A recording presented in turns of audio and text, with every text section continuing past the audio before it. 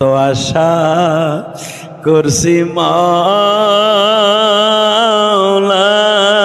বলেন না কত আশা করছি মাওলা জীবনে,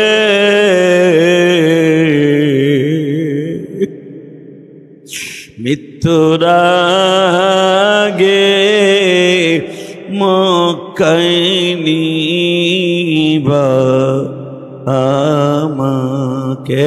চোখের পানি সারো তো দেখি। কত আশা করেছিলাম জীবনে, মদিনাতে একবার নিবা আমাকে। যেথায় ঘুমায় আমার নবী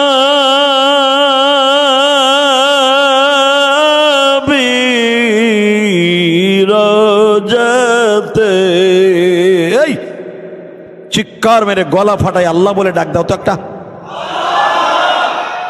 যেথায় ঘুমায় আমার নবী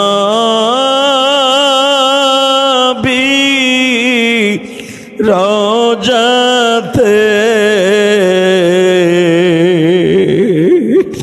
পাখি হলে উড়ে যাইতাম মদিনাতে।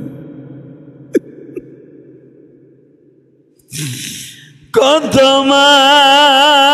মানুষ বসে আছে এখন রোজাতে,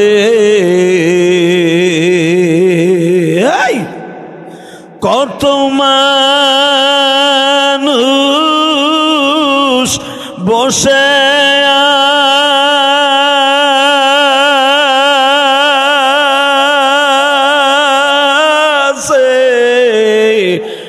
এখন রোজাতে,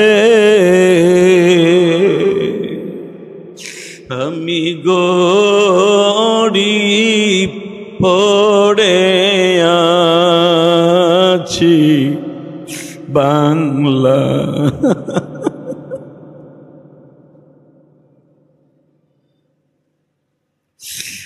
আল্লাহ দেখো যারা মক্কা মদিনায় যাইতে চায় গো আলী,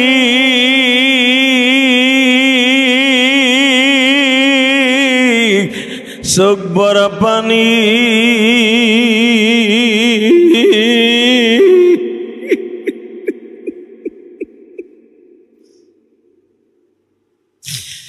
চোখ ভরা পানি গো দয়ার সাগর আল্লাহ। এই পানির মধ্যে কার যেন জনম দুঃখিনী মা নাই গো মা,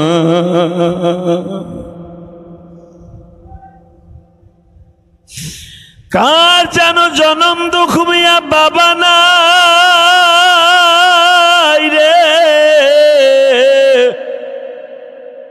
কার যেন জোরের ভাই না,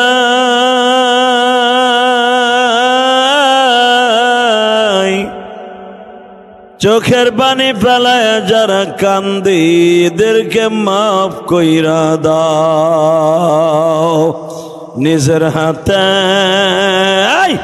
নিজের হাতে বান্দা তুমি বানায় কোন দিন মাফ না করে সাইরো না। আল্লাহ তুমি তাকায় দেখো মালিক,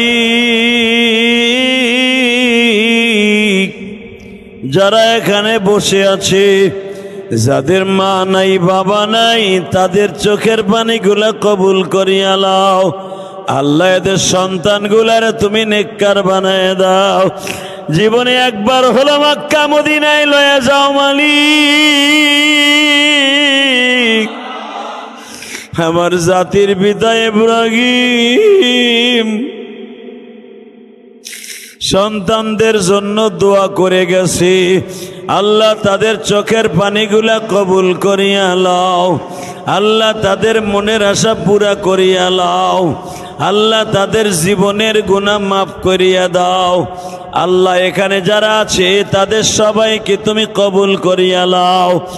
আল্লাহ যারা জীবনে একবার মক্কা মদিনায় যাইতে চায় গো মালিক, একবার যাওয়ার তৌফিক দাও। ইব্রাহিম আলাইহিস সালাতু ওয়াস সালাম বিবাহ করলেন, শুনছেন না কত জুমায়? মা সায়রাকে নিয়ে বসবাস শুরু করলেন। বিবিকে সাথে নিয়ে যাওয়া সুন্নাত বাবা। বিবির সাথে নিয়ে রওনা দিলেন জাতির পিতা ইব্রাহিম।